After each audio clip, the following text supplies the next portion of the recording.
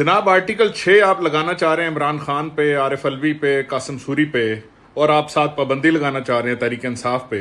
मैं आपको बता दूं आर्टिकल 6 लगेगा आप पे, आर्टिकल 6 लगेगा आपके वजीर आला, आपके वजीर आजम पे, जो 2 नंबर इलेक्शन जीत के फॉर्म 47 के जरिए अवाम के वोट की तौहीन करके इस हुकूमत को नाजायज तौर पर चला रहे हैं, ऐवान को नाजायज तौर पर इस्तेमाल कर रहे हैं। आर्टिकल 6 आप पे लगेगा और सजाए मौत होगी आपको। और तहरीक इंसाफ थी, तहरीक इंसाफ है और इंशाल्लाह रहेगी।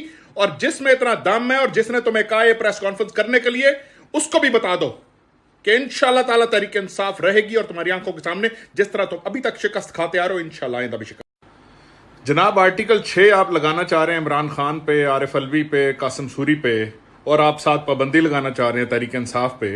मैं आपको बता दूं आर्टिकल 6 लगेगा आप पे, आर्टिकल 6 लगेगा आपके वजीर आला, आपके वजीर आजम पे, जो 2 नंबर इलेक्शन जीत के फॉर्म 47 के जरिए अवाम के वोट की तौहीन करके इस हुकूमत को नाजायज तौर पर चला रहे हैं, ऐवान को नाजायज तौर पर इस्तेमाल कर रहे हैं। आर्टिकल 6 आप पे लगेगा और सजाए मौत होगी आपको। और तहरीक इंसाफ थी, तहरीक इंसाफ है और इंशाल्लाह रहेगी।